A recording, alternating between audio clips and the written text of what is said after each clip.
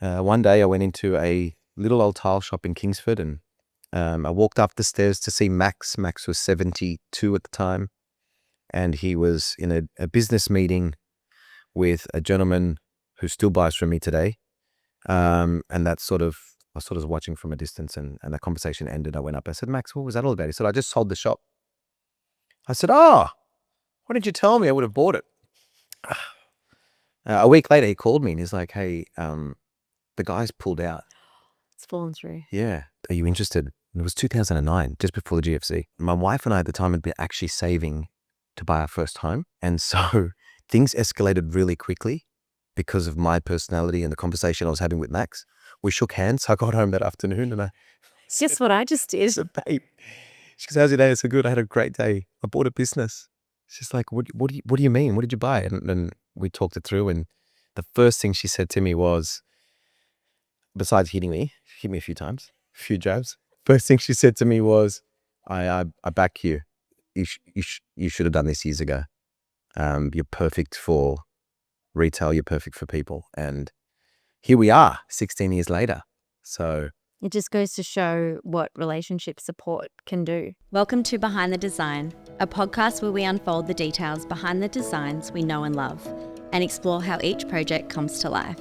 I am Camilla Ingle, owner of Unfolded, an interior design and styling studio. In this podcast series, we dive into the details with our industry experts, covering topics such as the creative process, latest design trends, and how we, as an industry, work together to meet the brief and overcome challenges. Let the conversation begin.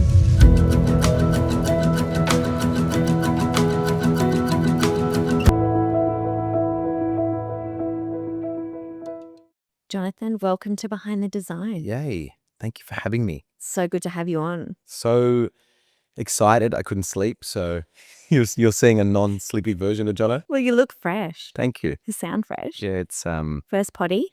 it's what I apply. It's a secret. I can't tell you. Good genetics, I'd say. Good genetics.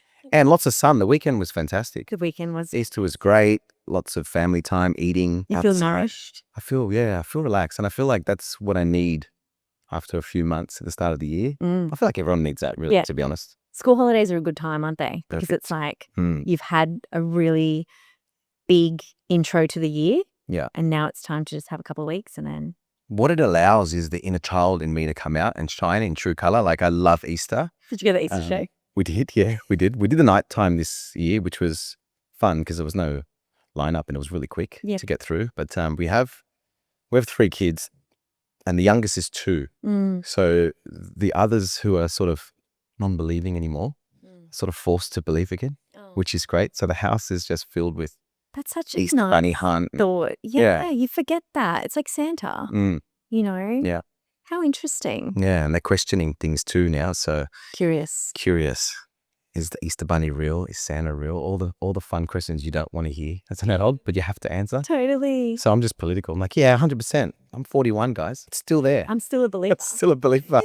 And so tell us a bit about your journey. So Studio xOx, Yes. as of now, Mm-hmm. Amalfi Tiles prior. Mm-hmm. Tell us from the beginning. It's a funny story because I started off at a young age finding myself being a bit of an entrepreneur in high school. I made friends with Mr. Yo, who was a secondhand phone dealer at Campsie, and I went to Coggramarist. So what I used to do was I used to repair West Sydney or yeah, Southwest? yeah, sort of southwest. Yeah, I guess you could say that, near Belmore, Okay. the hood. The hood. And Mr. Yo owned a phone repair shop, and I used to buy parts off him and then repair phones at school. So no homework. No. And charge $20, $30 to fix broken screens. What age was this? Year 9, 14, 15. Wow. Yeah, I got warned a few times about, exchanging services for money at school, but I was just addicted to providing a service and just working. I was a young kid, so I guess the school politely asked me to leave when I was in my last couple of years of high school. Politely. Much to my parents' joy. And Dad said to me, I'll never forget this, he said, look, you've got a good future ahead of you, but I want you to do a trade if you're going to leave school. And that was sort of my trade-off, right? So I went straight into tiling. And so at 16 years old, I was an apprentice tiler for a company out west called Metz, who was still operating today. And then I guess once I finished my apprenticeship, I wanted to travel. I was born and raised overseas in Papua New Guinea, and coming to Australia at 12 or 13 years old, forced straight into a Catholic school. I really didn't have my, street smart or my wits about me. So I packed up and went abroad and moved to the UK for 18 months and traveled 30 odd countries and really discovered myself at that point. This is 16? No, this was at 21. Or 21. Yeah. Okay, so after school. After school. Right. After school, after my apprenticeship. Okay, yeah. Got that done. Earning an award wage for 4 years was not fun, but having backgrounds like my dad's Greek and my mum's Chinese, right? So they were really good at saving money. And so we all grew up thinking we were poor, the four of us. But what I guess the lesson they were teaching us from a very early age is, a dollar saved is a dollar earned. Yeah, packed up, went to the UK, discovered I had a personality, discovered I could do things on my own, discovered I could live away from my parents. Independence. Being independent, discovered architecture, discovered design, discovered so many different emotions and feelings. And I guess that's the right age. I mean, a young man at 21. Becoming your own. Yeah, but still vulnerable, right? And still dependent. And what's the word? Impressionable. Extremely. And we look Impressionable. Yeah, and I feel like there are so many good values that you can learn from your parents, but there are so many more out there that you can learn on your own. Independence, financially literate, taking risks. Just self-confidence, self-awareness. And so when I moved back, I started my own tiling company. I would have been about 22 years old. And I found myself doing work for guys like Bebo Construction, Maryvale. I very quickly navigated to the bespoke and designer side of tiling, specifically with mosaics. Is that because you enjoyed it or you just sort of... Yeah, it would have been part of my inspiration traveling and being in Europe, looking at patterns, how the patterns are put together, finding a solution. A lot of the, I guess, basic component to tiling is the preparation and the floor plan. Quite often you'll find a room of this shape, maybe not even 90 degree or right angled, and you'll have to create a consistency because everyone is a tiling expert. It doesn't matter what background you have. When you see something that's not straight or you feel something that's not flush, you think it's installed incorrectly. And so, yeah, part of maybe my personality of always pushing to be the best or to win. Embrace the challenge. Embrace the challenge. Client satisfaction, referral. Referral's a big one for me. Not always is there a great margin in the projects that we take on, but when the client is appreciative, I think I'll work 10 times harder than I ever would if the margin were great, but the client was 100%. And off the back of referral, my dad's always taught me you're only as good as your last job. And that's always stuck with me because that is... Doesn't that hurt? Sometimes you're like a constant reminder. Yeah. But if you think with that in mind, as you say, the referral will be a prominent part of your business. That's right. Right? Because you've delivered well and you can confidently walk away going, all right, that last job was good. The client was happy. Reputation. Proud of that work. So important. We'll always talk about the bad things more than they will about the good 100%. that you do for clients. Why is that? What do you think? It must be something in our biology. I think we just like to gossip as a society, as a culture. When there's nothing to talk about, people always go to the negative. Create the drama because it depends. I always say to the kids, this is so silly, but I always say there's two types of people, happy or unhappy. There's no gray area. So yeah, I just feel like, unfortunately, people want to talk about the bad side. We're pretty lucky in our industry. We have reduced significantly the amount of people that we are seeing through our doors day to day, week to week, and building a really personal connection. Deliberately or organically? Deliberately. Yeah, deliberately restructured the business a few years ago and decided that we wanted to sort of give more and see less. And so we offer really personalized project style. I think management is one way to look at what we do, service more so than any other retail business that I believe. But yeah, going back to tiling, I found myself towards the later stage of my tiling career, maybe early 22, 23, I found myself sourcing products for my clients more so than I was installing. So I'd built a bit of a team, and as director or the business owner of that subcontracting business, I was dealing with designers and architects, clients, developers, homeowners directly, and being quite resourceful in sourcing products for their projects. And that's more than just a tiler, because there's so much customer service in that. I felt so much Pension, communication, like huge. passion, communication. Yeah. This is the entrepreneurial streak that you mentioned. Yeah. And on a business point of view, which isn't always my angle, I found that we could reduce our installation rate to be competitive, but put the margin on the supply side. So I was like, hang on a second here. Now I can sort of restructure what I'm doing as a fitting company. I mean, this is 15 years ago, right? And so a lot has changed. Like even FF&Es have changed. Things were passed around as soon as they were on a schedule. And then it was just what as long as it looked like what it was. Now there are brands, the products have names. People are a little bit more, I guess, fastidious when it comes to the product they're getting, and rightly so.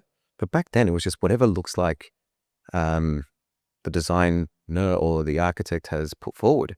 And so in that pixelated image of a hotel lobby, yeah, or the sketch. Of the sketch. That looks like it's about 600 by 300. Sure, let's go. That'll do. Make it work. It's great. Turn it into an art piece. Yeah, and so Felix, the restaurant Merivale, was the last project that I tiled as a tiler before I bought. Christmas party last year. Yeah, Little that's Felix. right. Yeah, little Felix. Bringing back Yeah. homage, paying homage, I guess, to where we started. But yeah, one day I went into a little old tile shop in Kingsford, and I walked up the stairs to see Max. Max was 72 at the time, and he was in a business meeting with a gentleman who still buys from me today. And that's sort of, I was sort of watching from a distance, and the conversation ended. I went up, I said, Max, what was that all about? He said, I just sold the shop. I said, why didn't you tell me? I would have bought it. Talk about manifesting. A week later, he called me and he's like, hey, the guy's pulled out. It's fallen through. Yeah. Are you interested? And it was 2009, just before the GFC, November 2009. So I was like, okay, why not? My wife and I at the time had been actually saving to buy our first home. And so things escalated really quickly because of my personality and the conversation I was having with Max. We shook hands. I got home that afternoon and Guess what I just did? said, babe, she goes, how's your day? I said, good. I had a great day. I bought a business. She's like, what do you mean? What did you buy? And we talked it through. And the first thing she said to me was, besides hitting me, she hit me a few times, a few jabs. First thing she said to me was, I back you. You should have done this years ago. You're perfect for retail. You're perfect for people. And here we are 16 years later. So it just goes to show what relationship support can do as well. You know, huge. Not everyone responds the way that you're responded. Like, well, I've heard stories. Yeah. You know, it's not always the case. So yeah, I mean, team, old school. We have the same values, and I think her parents were Italian, migrated here, worked their asses off 7 days a week. So did mine. So I feel like that is instilled in us. Italians understand passion. Yeah. Like, if any. And they're workaholics. Yes. They do siesta well. A measure of a man is how much they work with the Italians and the Greeks. 100%. Their work ethic is really important. Yeah. So yeah, that's kind of filtered into our generation. And so this became Amalfi Tiles. It's become Amalfi Tiles, yeah. It was Kingsford Tiles, and prior to that it was Cass Tiles, which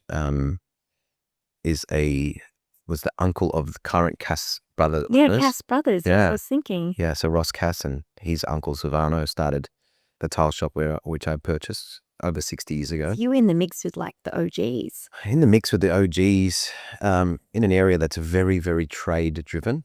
We still are today.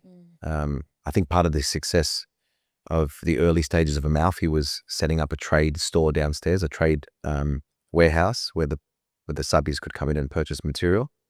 I'd like to say with a brand that tradies trust, because they keep coming back, and on the back of, I don't know, the 1,000 odd builders and tilers and waterproofers and plumbers that we deal with, our revenue has been generated purely on the back of referral. We don't advertise. as much as we should. We're getting better at it, but I feel like for a while I was stuck in a rock and a hard place because I had the vision of creating a space like xOx that promoted Australian-made products, and I knew it had to be different to Amalfi, but at the same time pushing two different brands with two different websites in the same location was not only confusing for my clients, but confusing for me too. And so that's why in 2022, we decided to merge both together and close Amalfi and just be Studio xOx now, which is great. It's given the business a new energy. It's given the staff a new energy. It's giving an opportunity now to say, hey, we don't just sell tiles anymore. We offer so much more in-house. You got like clarity on the business. Clarity. We had a few clients call and say, so initially we did a video and it was a bit somber. I had a social media company at the time who made everything really serious, which is great for them, but for us it wasn't a good look. But I posted something like, we're shutting down Amalfi after 15 years. And then I had all these calls from clients saying, but we have orders with you. Oh. I had suppliers saying, where are you going? What's happening? Paid the final invoice. So we decided with the team to create a funeral. I don't know if you ever saw it. No, I didn't. So we posted that on social. Sad I missed this. Which was like a take on the burial of Amalfi and the birth of xOx. It was great. It made a lot of sense to us anyway, and to people watching. But I mean, to your loyal following type thing, people would have been on that journey with you. They would have understood it. they would have.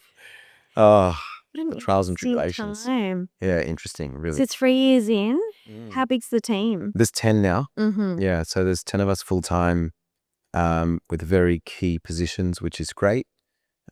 We once used to be a very sales heavy team, and we restructured, and it's Because you've got doing in-house really- design or architect. Yeah. You're architect. we custom create a lot of products, more so than what people think, and I think that's one of the challenges, and has been a challenge with brand awareness with what is xOx. That's it.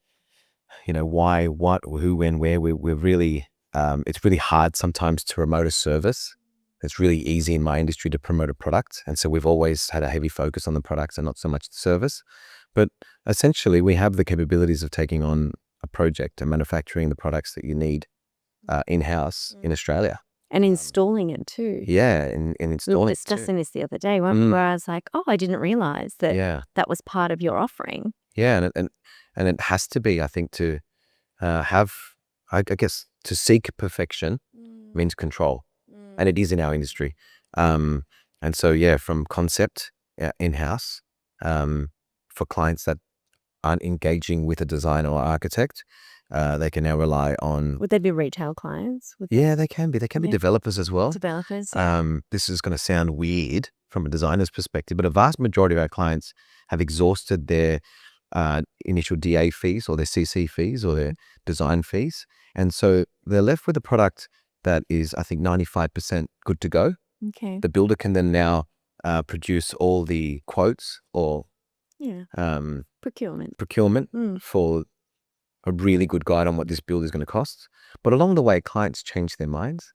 And for some unknown reason, whether they just decide not to engage back with the designer, or they see something in the studio or on Pinterest or on Instagram, in their view, and this is where I'm getting to, in their view, everything's really easy to create, but it takes design, like it comes with hours and hours of articulating what that product is, how it is designed, how it's installed, how does it work with the plumbing, has roughing already occurred, where are the outlet position points, what's the substrate that we're, like, there's so many things that happen after that. And I feel like once upon a time, we used to send the clients back to the designers. That lead time can be 1 to 6 weeks waiting for the drawings to come back. So we now offer it in-house. We have a small fee, I believe. Really, it's just a loss of time. And then that comes off at the end if the clients go ahead with our quote. Yeah, I feel like as a bathroom shop, as a tile shop, as a business now, as xOx, designing custom made, we just had to offer that in-house. And which just gives the clients a lot of clarity on what they're receiving, 100%. but also enables them to get prices elsewhere too, because the design has been created, and everything starts with design in our game. And so I'm surprised too, and maybe this is something we could unpack. Why would the client who's coming to you, who's almost ready to build and may have exhausted the interior design service elsewhere, not have something like bathroom set-outs completed? Because that's all part of the design development phase. It's a good question. Time changes people's minds. I'm very involved in my business with projects. It's a bit sickening. I'd have, I reckon, 184 projects currently going, and I'd have my hands on. Lucky you have 9 other people. I know, it's a sickness. But I feel like with time, people have revisions and they change their mind. 100%. Whether it's 1 or 10 revisions. I see what you mean by exhaustion. Yes. Okay. Mm-hmm. Yeah. Interesting. And so we're really there at the last step when they're ready to purchase. And so finalize everything. Yes. And so if that means and they went deliver to on the product. I went to my friend's house the other day, Burraneer on the water, and I saw this beautiful marble. I love Burraneer. Beautiful marble vanity. Oh, well, that's not on the scope. Okay, what is it that you want to achieve? Well, I've got a slab. I've got half of it left over from the kitchen. I want to use that piece. This. Yeah, and then we just go straight into it. Because the average person doesn't, I'm surprised that they might have been educated on the fact that they have leftover, let's use it elsewhere. Mm-hmm. But not everybody thinks like that. No, not everybody does. I've done that with a small desk. Yeah. Just used it for a small desktop. See? In a little kids' room. Why not? Yeah. You've paid for it. You've paid for it. It's just sitting there. There's a lot of that happening in the industry where the offcuts of slabs aren't given back to the client. We certainly use them. We've created a whole series of wall lights with LOFO now based on offcuts of stone. Tabletops. So smaller bedside tables. So with lighting then, is that not a whole nother... Like, how do you, or is it, are you meaning, for example, I might source a pendant shade only from in Artisan, for example. Yeah. Then the electrician sources the globe, the pendant rope, or whatever we're using. When you say you might use leftover stone, would that be for the shade only? Could be the shade. It could be the disc, a wall light disc. Mm-hmm. It could be the base of a lamp. Our design phase includes images of the slabs that we procure for our clients, and from the warehouse. And then a cutting list is then articulated onto the slab to show you the pieces of the stone that we're going to assemble for your vanity or for your wall unit. Amazing. And then you get to see what else is left. And so we're actually not involved with the electrical side of lighting. Yes, I wonder. It's beyond me. I've got a general understanding. Yeah. It's the decorative side. Yes. Yeah. And just the sustainable aspect of, reusing what you've paid for. 100%. And not throwing it out and not becoming waste. Landfill. Yeah, which is a big thing for us with xOx. So. And it's nice because, as you speak, it reminds me of how our industry is evolving so much with people like you and even me starting the podcast and really breaking up what was a bit of a traditional, you're a tiler, you stay a tiler.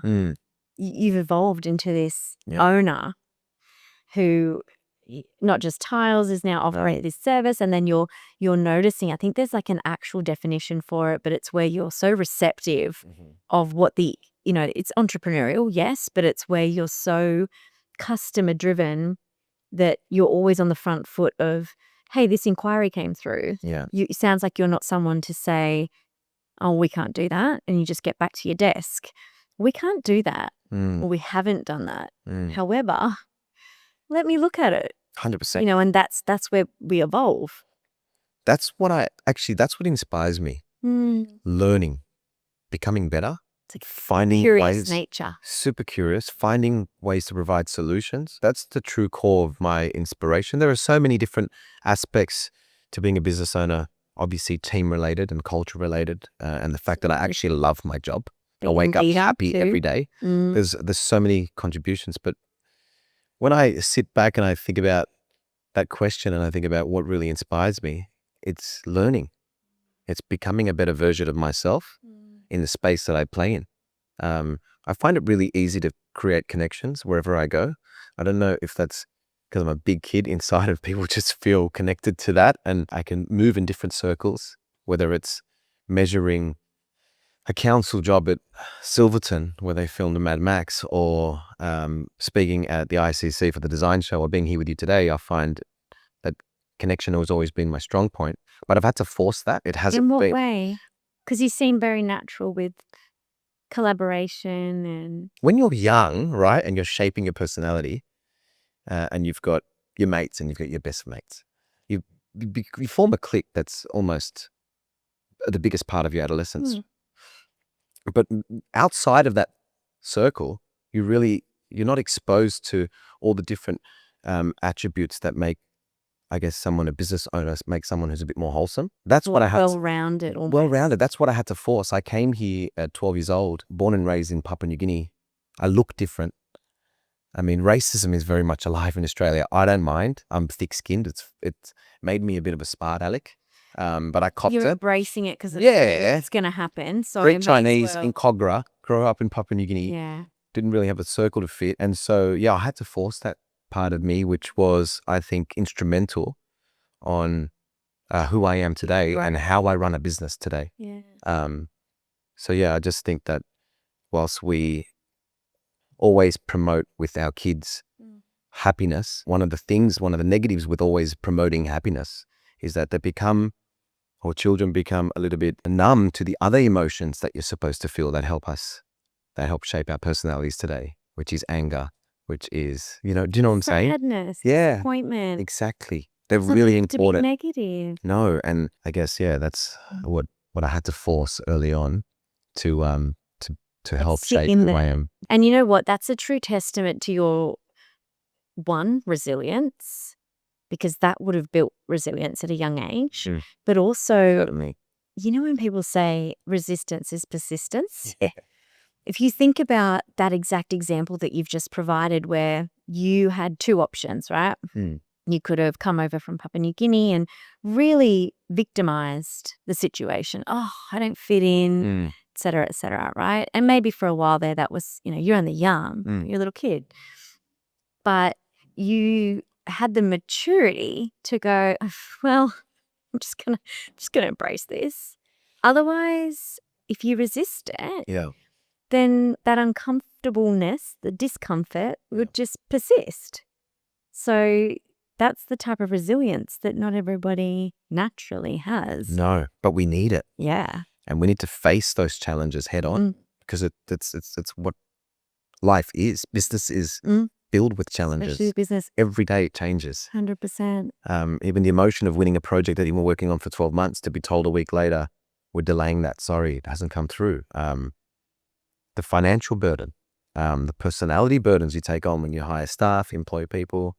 There's so many different... When you wear all the hats too, the manager hat. So many different things, and you just have to... I'm constantly reminding myself, life is good. I love what I do. Be happy, and try and, direct that to the team and lead in terms of, personality and my values, as opposed to directing with a finger, 100%. with rules. Yeah. But yeah. It was interesting recently. My partner and I did a re-evaluation of our values. Okay. Relationship and independent. Wow. Together? Or privately? Well, separately. Yeah. Then you bring it to the table. Yeah. Okay, good. That's good. Yeah. So you're not influenced by the other person. You just sit quietly and write it out. And I hadn't really done that before. Yeah. If I'm honest. Definitely independent, but not relationship. But what it made me realize is why I am where I am in this world, as a business owner, as a woman, all the things. So it made me realize that, just when you were mentioning earlier that you're a natural connector, you like connection and collaboration.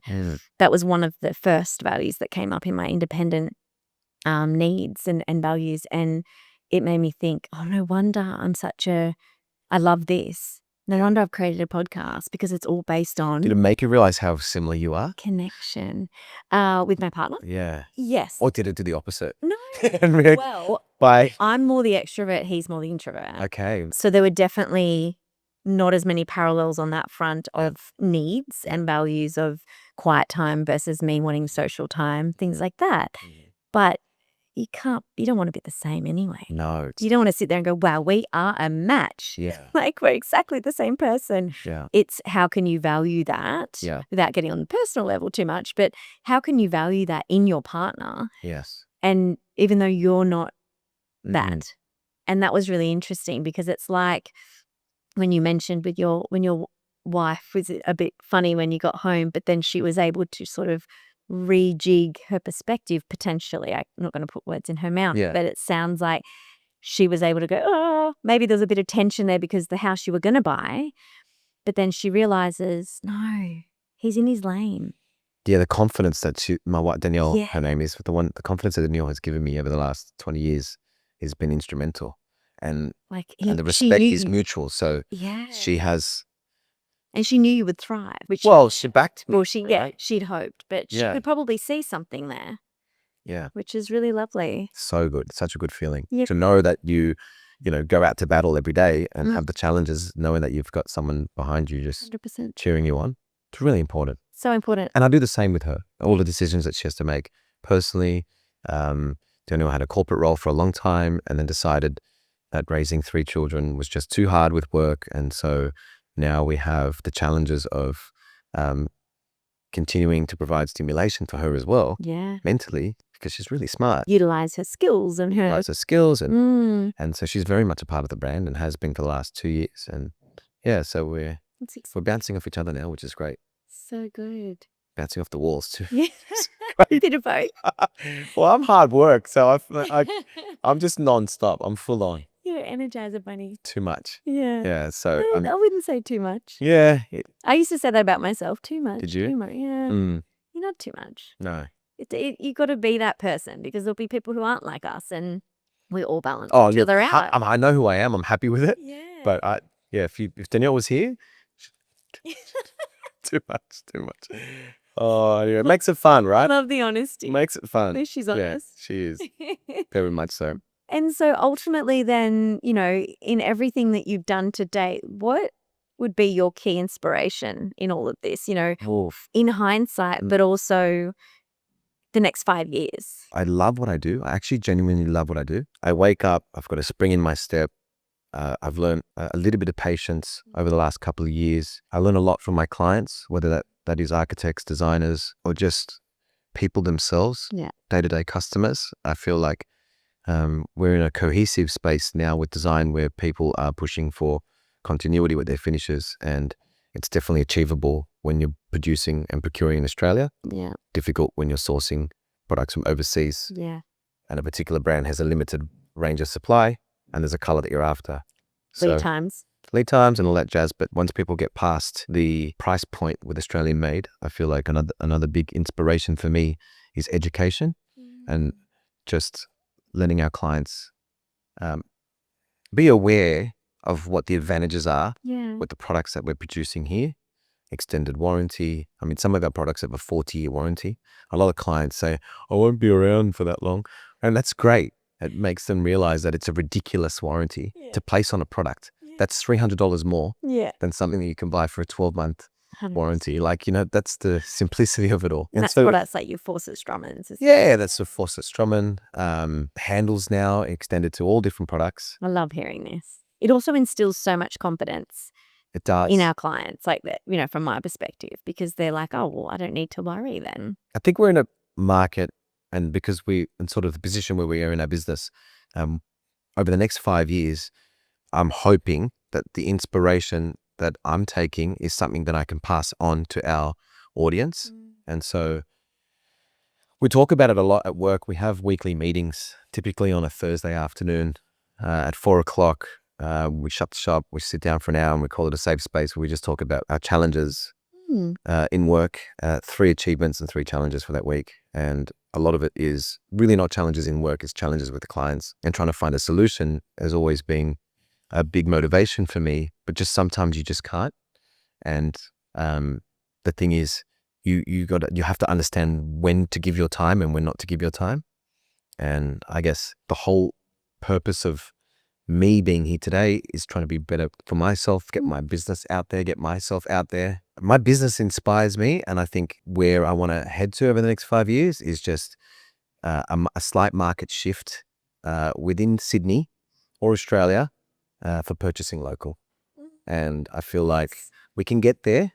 The safety in numbers. Definitely people are being more conscious about what's in their products. but we're still price sensitive at the moment. So the more we order with our suppliers, I have 80 manufacturers that I deal with in Australia. So Fawcett's one of my biggest, but I deal with so many others. The bigger the orders, the bigger the bulk, the less they have to pay. Yeah. And that's one of the advantages we're dealing in Australia again. Our MOQs are 1.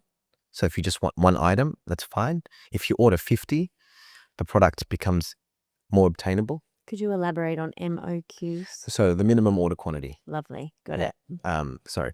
Yeah. So the minimum order quantity with all of my manufacturers in Australia is 1, which is fantastic for everyone out there who's not a developer building 50 apartments or building a brand new home with 8 bathrooms. Someone's just walked in. Someone just walked in. I love that. I want that in a specific color to suit my project. Yeah. Or can I have specifically in my own suite. Yes, you can have it. What color do you want?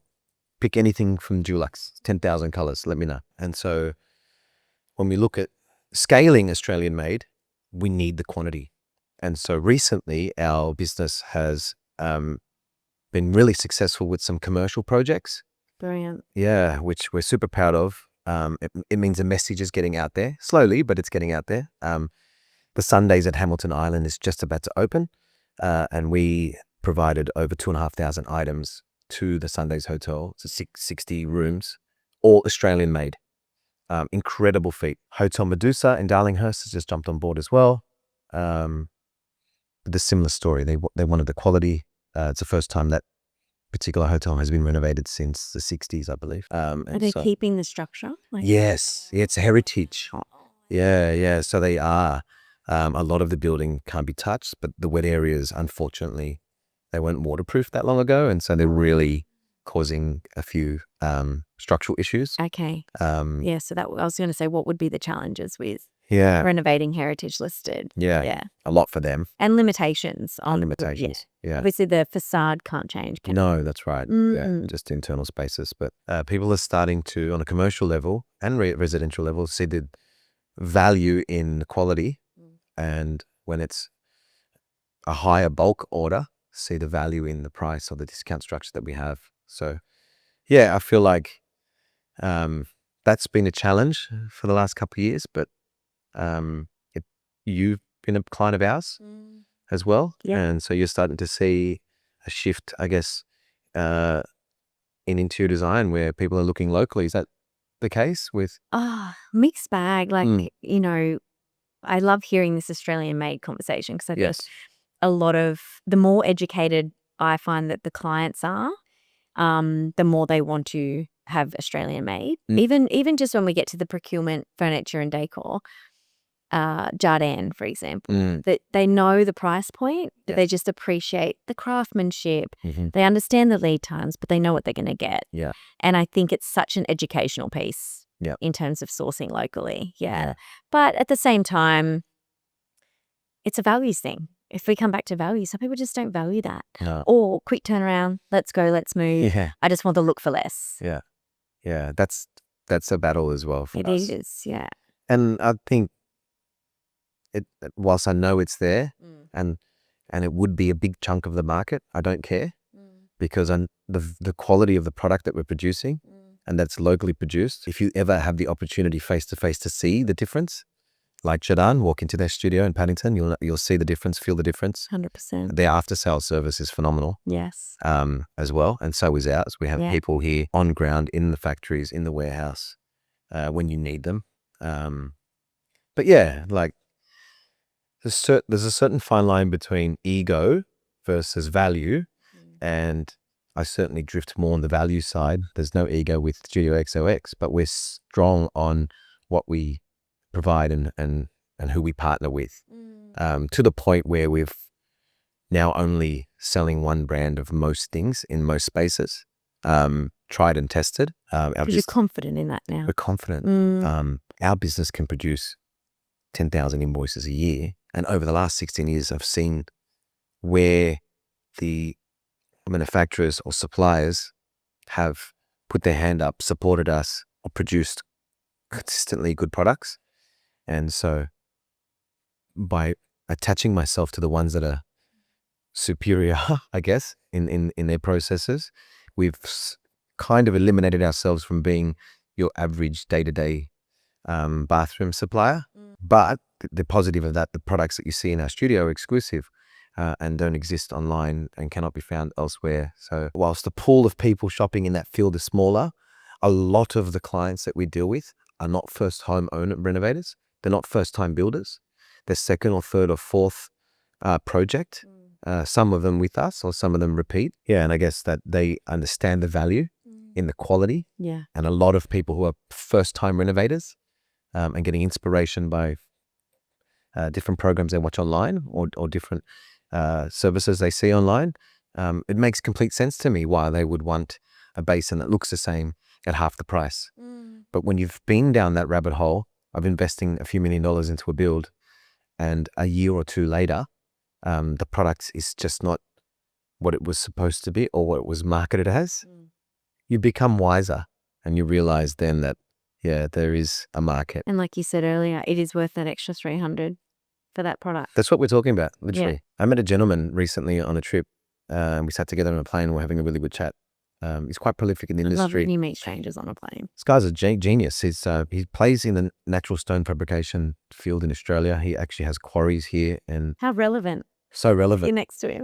It was a 9.5 hour flight and we just spoke the whole time. But one of the things he said to me that stuck with me, was his persistence on quality and his perception on creating a moment with the client one-on-one that would allow them to appreciate and have time to see what he was selling compared to everyone else. His experience, 40 years in the game, he associated the cost of having him on your project down to 4% of the build cost. When you look at these numbers, you realize that, okay, so it's $1 million project.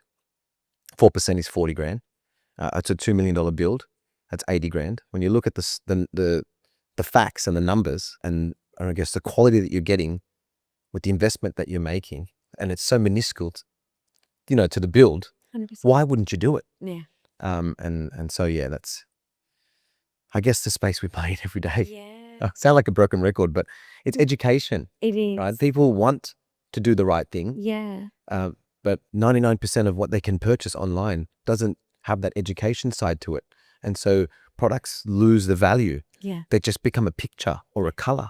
Yeah. Like once upon a time when I started once upon a time when I started in this field, people would come in and ask for specific products. Caroma, Jesse.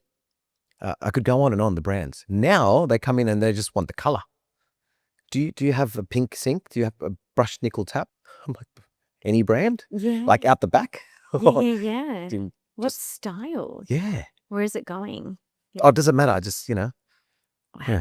Yeah. So, and then when we they're my favorite people, by the way. So we get to capture them and sort of hug them, literally. keep them tight, and don't let them go. But this is again like a testament to the success of your brand, because not everybody owns and runs a business can communicate the way you do and can say, okay, cool, this person's coming in, they clearly don't have a lot of knowledge or education around the best fit here. They just have a finish that they've probably been told to go and source because someone said it was cool. Yeah. It could be as far as that. Could be as far as that. And we could stop and we could just give them what they want. 100%. But I can't. No. And I'm the same. Yeah. With clients where I can tell that they're like, I know what I want, but I think it looks a bit like this. But then I'm also open to that. And I'm thinking, oh, I love these people. Because it's more work. It's more work for nothing. What? Sometimes. Yeah. If you look at the time value versus conversion. I think it depends on what approach you take. So if you looked at me 5 years ago, yeah, I would have been like, okay, cool. Weeks spent with these people going back and forth. Revision 7, revision 8, right? Because you kind of knew. Like I was new to running my business. Dark side of design. But I've been in the industry forever. But when it's your brand, it's a bit different. You got to show up a bit differently. So these days, I know what questions to ask. Yeah. So that we can fine tune so much more efficiently. Yeah. They then feel confident with, oh, she gets me. Yes. Or her team gets me. Yeah, but you're really versatile as well, which is great. We have, I finished. It's broader. It's broader. Yeah. Same. I finished a 3-story home, 8-bathroom property last Friday. And on the back, that was for 4 hours. On the back of that, this lovely young lady came in with her parents. And one of the local bathroom renovators recommended her to buy just bathroom floor tiles from me 5 square meters, 300 by 600, because the bathroom floor was getting repaired by Mega Seal. It was an insurance job from her unit. Simple. Super basic. Super basic. Fuck. An hour I was with her. I was like, have you got a strip drain? She's like, what's that? So I had to show her a strip drain, draw a picture of it, go on Pinterest. Wow. She's like, I don't want that. Someone said it collects hair and they're hard to clean. I said, yeah, the good and bad. I said, okay, then you'll need a smaller waist and diagonal cuts in your shower recess. Yeah. She's like, what's diagonal cuts? So I had to draw. Anyway, it went for an hour. And in the end, I didn't sell her anything. She walked out. I think she was pretty irate with the communication coming from the subcontractor. But she managed to ascertain that, yes, doesn't matter what size you're buying. If you don't have a strip drain, we are going to diagonally cut your shower floor up. Otherwise it won't work. It won't drain. Yeah, otherwise we won't get the fall, right? Yeah. And now regulations are asking for greater fall than ever, 1 to 60 in recess, which is crazy. So yeah, that went for an hour. I could have just sold her 5 square meters of floor time and be done with it, but I can't help myself. Yeah. I really can't. But don't you think as well, like, I personally, if I was in your shoes, I'm just trying to put myself in your shoes, I would have felt really bad if I hadn't educated on all of those things. And if they just bought something off me and they walked out, just not knowing. No. I think I would have felt like, you hit the pillow at night and just having that moment of like, yeah, I was transparent, I was honest, kept it real. Like it's just nice to do that. I feel like you're doing your due diligence in the industry. Yeah. Without sounding strong, if you work with me and for me and with our team, that's one of the requirements. Empathy and helping people, giving advice. Make sure they walk out knowing what 100%. Have to know what they're buying. But you never know how that could come back either. Yeah, it's always. She might be a smaller client, but then she might talk to someone and say he knows what he's talking about. And that's what they did. Yeah. A couple of days later, her brother came in who was a builder and said, never heard about you guys. I've driven past here 50 times. It looks really small from the front until we, all the things. That's it. And now we're pricing a project for him in Maroubra. But brilliant. So the motivation for it was just, I want people to know what they're getting. Yeah. I know our manufacturers in Australia personally. Some of them I've been and visited their families, or I've been invited to their weddings. I know the products that are getting assembled. I know what goes in them. I find it, maybe that's my OCD or maybe that's just my inquisitive nature, but I need to know because I feel like that is that's the strength that I need. That's my sword and my shield when it comes to protecting why we do what we do. I need to know that. But that's all the ins and outs, isn't it? Yeah. Like we all do what we do. Yeah. And you can look at our Instagram accounts and whatever, but it's like, what's the purpose? What's the why? They always say that. You hear that all the time. What is the why? And if you're clear on that, then your business will be successful. Yeah, we've definitely gone down the hard road of making money. If anyone ever looks at my business or looks at me or looks at the successes that we had and think, man, he must be killing it. We have taken the hardest road to make money. We sell a product here that has that all my suppliers have a website and all the websites disclose the retail price. So instead of making up the true value of the product because it cost me 100 and I sell it for 5, we get a discount off the retail. And so I'm already capped at my margins. But so the motivator there isn't money. The motivator there has to be the quality and has to be the growth potential. And the market share currently in $1 billion market is 4%. So 4% of the products that are getting purchased around Australia today are Australian. Imagine that number went to 8. Guys like me, guys that you might know, mates of yours that are working in factories that run their own businesses. If that percentage just doubled, what does it look like for the Australians that are manufacturing here? And so that's the true motivator. Because I'd love to just go to China, spend $1 million on products and drop ship. I could. Anyone in this room could as well. Like it's that easy. It's accessible. Put a fancy name on it. Bring in 5 colors. Do you know what I mean? Like, and have a stamp on your box. It's the formula. And buy it for $30 and sell it for $600. That would be super easy. 100%. In fact, we should go and do that. Let's go. Yeah, I'm like, actually. Actually, what? Yeah. What am I doing? But like you say, it's the easy way out. Easy. Yeah, I've found that before, even just hiring staff in Australia Yeah.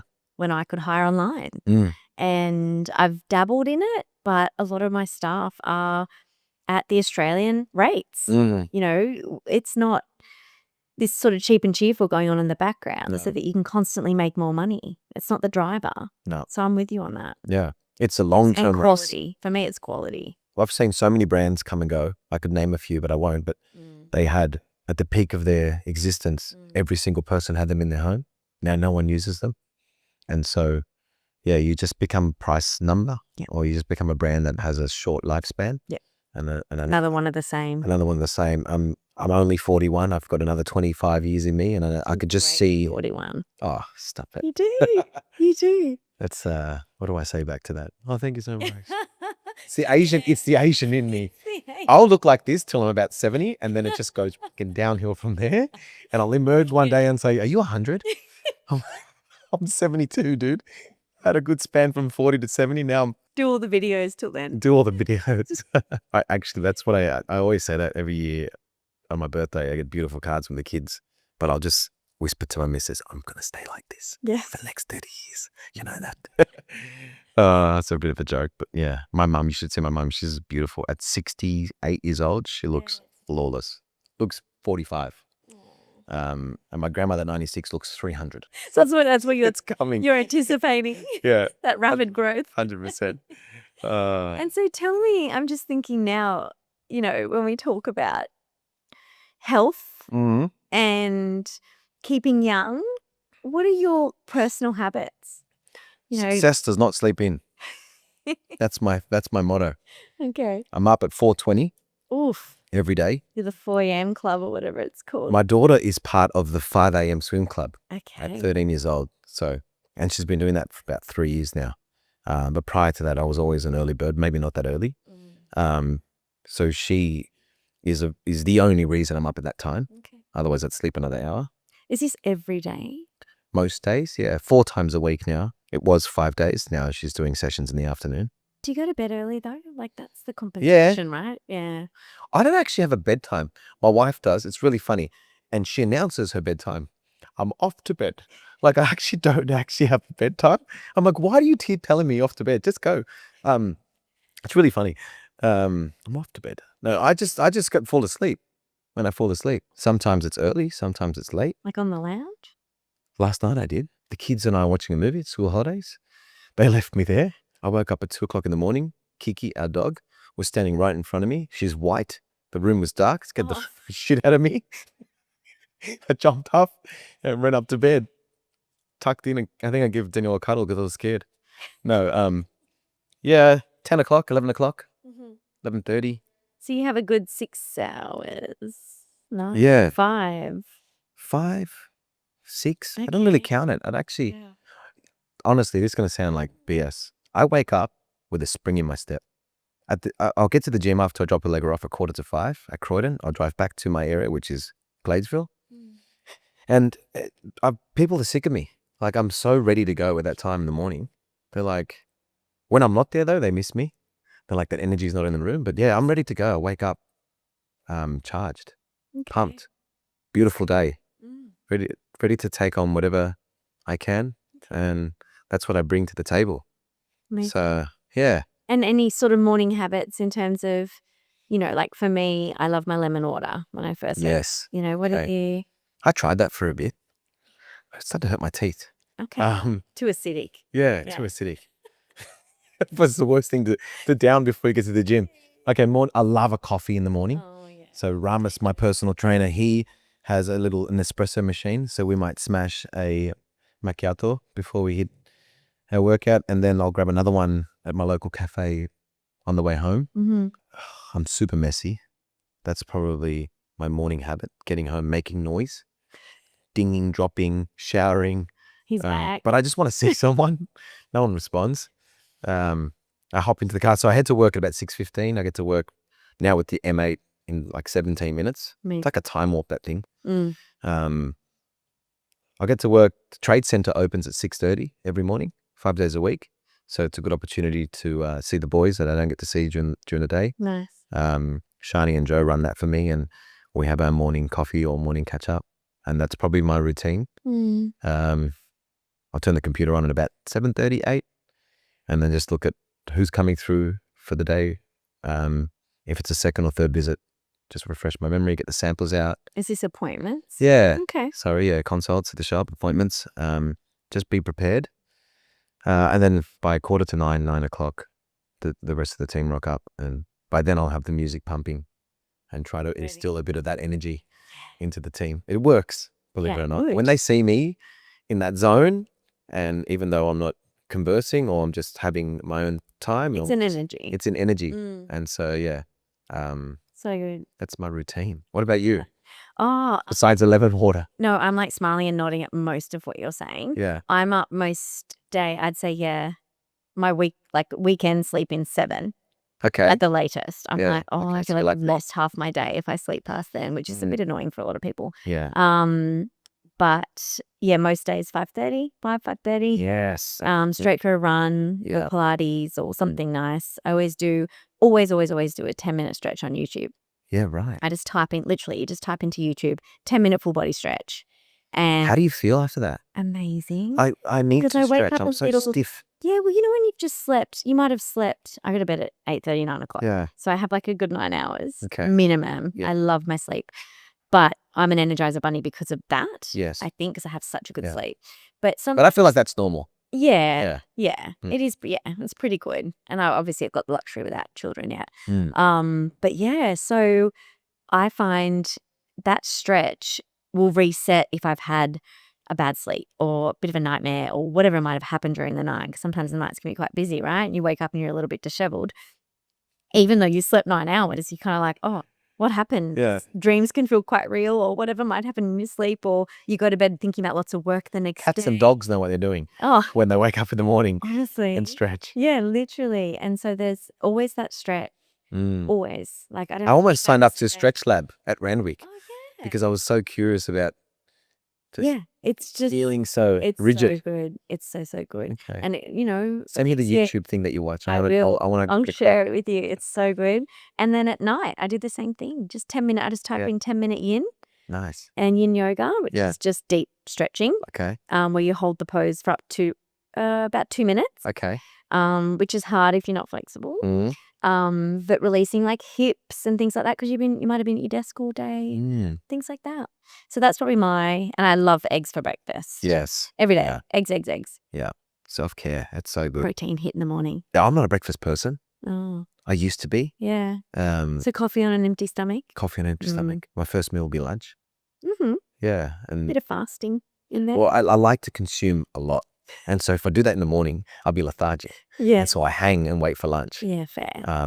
They do but- say it's good for your energy levels.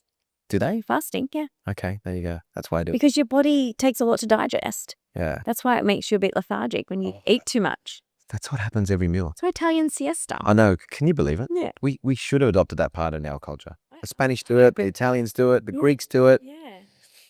I was in China recently and went to an office. My cousin lives there, so it was a visit. It wasn't for business, it was for a holiday. And he owns a company called The Sourcing, and he works with all these Nestle and all these different Australian companies and whatnot. But at 1 o'clock, his staff have these roll-out beds. Oh, no way. That was there. And they pull them out and they go to bed for an hour or an hour and a half. Wake up. This is in China, right? And then they go back to work till 6, 7 o'clock at night. They have this cute little, That is a lifestyle. so I love relaxing. that. I love a nap, honestly. But then, yeah, I'm the same. I could probably fit in quite well over there because so I work for myself. No, but it's like just having that flexibility because everyone's energy is different. Yeah. There is no 9 to 5 anymore. Nah, Doesn't it's gone. exist. It's gone. Yeah. I was 7 days when I started.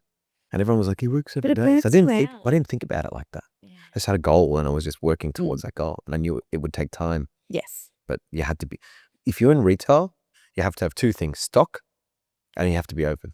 Yeah. And that's why the Bunnings, have you ever gone to Bunnings for one thing? I guarantee you're not walking out No.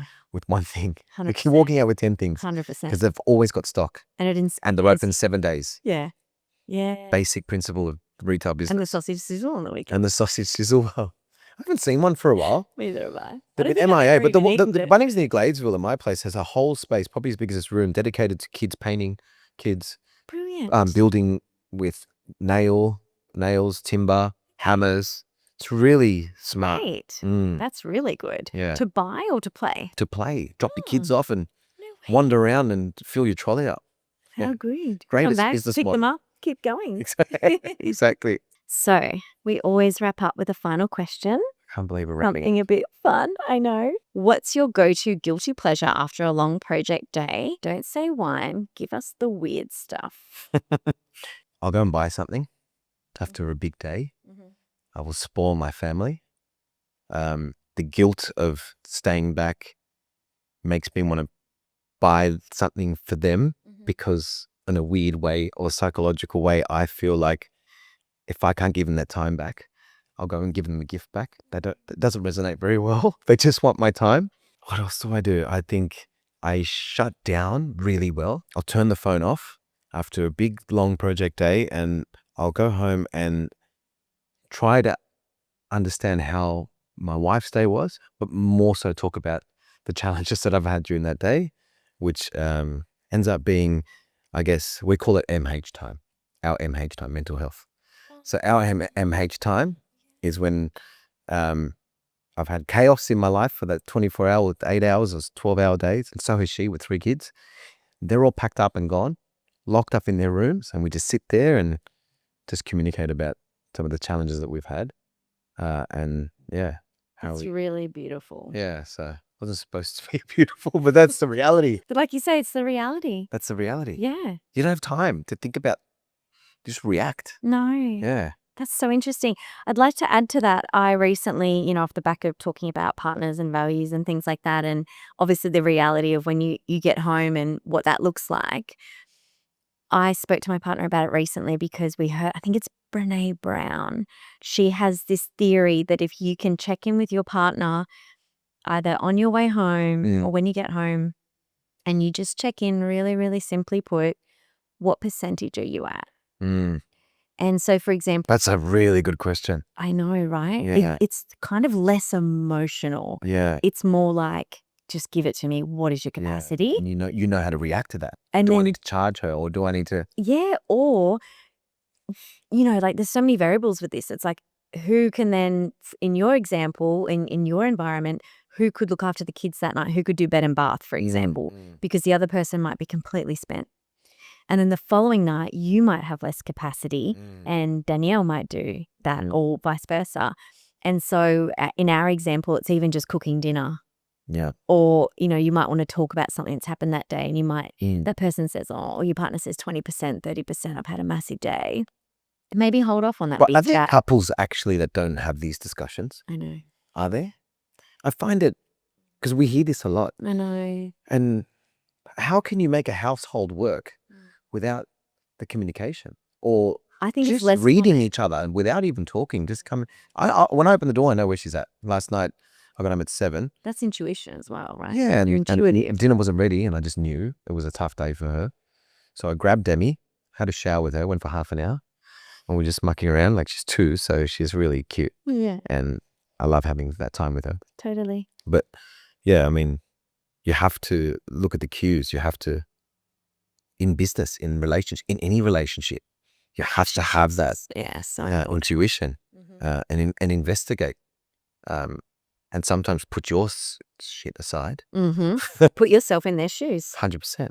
Yeah. That's less common, Well, sadly. I agree with you on that. But anyway, things for people to work on. That's it. Yeah. It's been so good having you. Yay. Thank you, Johnny. It's come to an end. I know. Thanks for having me. He's It's been really good. Yeah, a little bit. Get back to work now. I'm going to just hang.